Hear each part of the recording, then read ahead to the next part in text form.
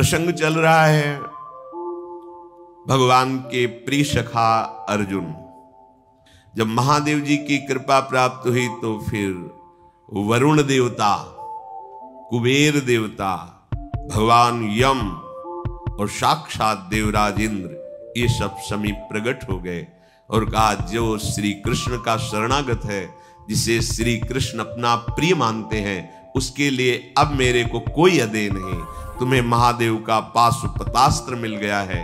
तो वरुण देव ने कहा, ये मेरे पास है, त्रिभुवन में कोई ऐसा नहीं जो मेरे पास में बंधने के बाद सुरक्षित या जीवित रह सके।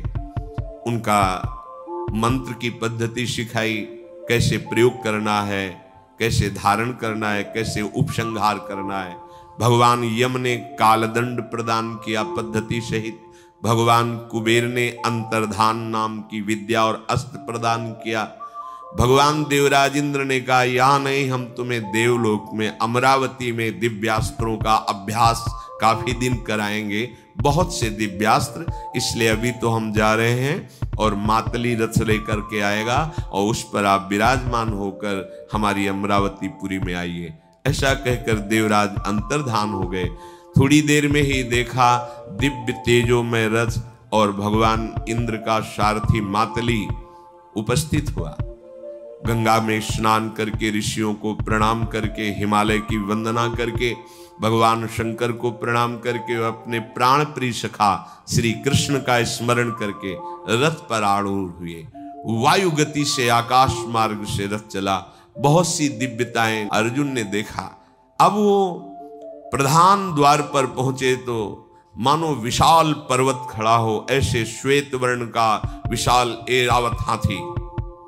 इंद्र की आज्ञा से उसने मार्ग दिया, स्वर्ग में प्रवेश किया।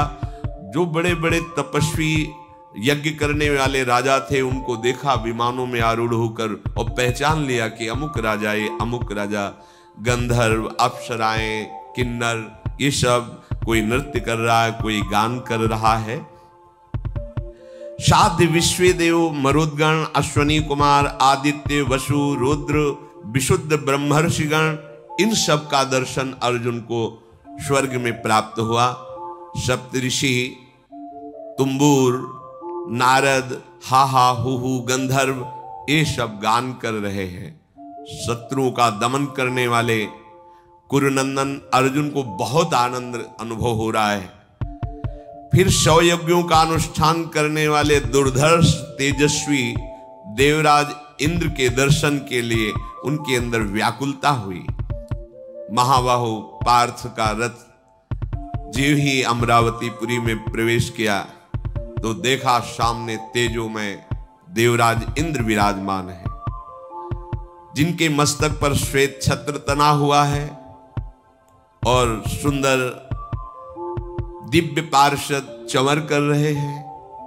विश्वावसु गंधर्व स्तुति कर रहे हैं। ब्रह्मर्षिगण ऋग्वेद, यजुर्वेद, सामवेद संबंधी दिव्य स्तोत्रों द्वारा देवराज का स्तवन कर रहे हैं। कुंती कुमार कूद पड़े रथ से और जाकर देवराज इंद्र के चरणों में मस्तक रखा। देवराज इंद्र ने अपनी पवित्र भुजाओं से अर्जुन को हृदय से लगाया। अर्जुन को हाथ पकड़ कर ले गए, उस सिंहासन पर बैठाला जिसकी ऋषिगण स्तुति मात्र करते हैं। बैठ नहीं सकते उस सिंहासन पर। देवराज के सिंहासन त्रिभुवन पति पद पर केवल 100 अश्वमेध यज्ञ, 100 राजसु यज्ञ और निष्पाप निर्विकार जब यहां से होके तब वो इंद्र पद प्राप्त करता है। उसमें ऐसे नहीं कि कोई भी ऋषि या महात्मा बैठ सके, ऐसा नहीं। शत्रुवीरों का संहार करने वाले अर्जुन का हाथ पकड़कर देवराज ने अपने साथ सिंहासन पर बैठाला, मस्तक सूंघा और अर्जुन को बार बार अपने कर का देवराज इंद्र के हाथ में अमृत स्राव होता है, अमृत सावी कहते हैं।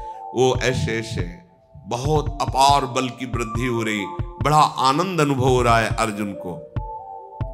वृत्तासुर का वध करने वाले, वज्र को धारण करने वाले अर्जुन के मुख का स्पर्श करते, जैसे कोई अपने बालक को दुलार करता है, ऐसे देवराज इंद्र वज्रधारी इंद्र के द्वारा बार बार दुलार करते देखकर पूरी सभा आश्चर्यचकित हो रही कि ऐसा सम्मान अमरावतीपुरी में देवराज इंद्र ने आज तक किसी का नहीं किया जैसा अर्जुन का किया। अर्जुन सिंहासन पर देवराज इंद्र के बराबर बैठे हुए हैं। उसी सिंहासन पर गंधर्वाद सामगान कर रहे हैं।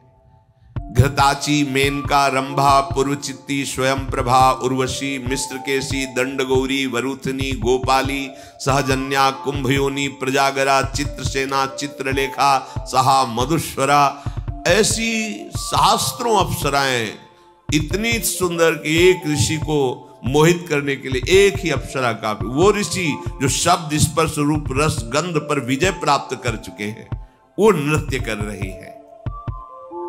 तदनंतर देवराज इंद्र का अभिप्राय जान करके देवताओं और गंधर्वों ने पूजन सामग्री लाकर सिंहासन पर बैठे हुए अर्जुन का पूजन किया। अर्घपाद्य देवताओं से प्राप्त कर रहे हैं अर्जुन। देव समुदाय पूजन कर रहा है अर्जुन का, ये बड़े बड़े ऋषि जन देख रहे हैं। सबके मन में हो रहा है ऐसा कौन सा तप अर्जुन ने किया है जो ये बात मिल रही है। जैसे देवराज इंद्र का पूजन, ऐसे देवता पूजन कर रहे हैं अर्जुन का। महाराज देवराज इंद्र हाथ पकड़ करके अपने भवन में ले गए। रात विश्राम हुई। प्रातः अर्जुन से कहा कि तुम्हें यहां दिव्यास्त्र प्राप्त करने के लिए भगवान व्यास देव जी ने भेजा है। जिसके प्रिय मित्र श्री कृष्ण, उसके लिए कुछ दुर्लभ नहीं।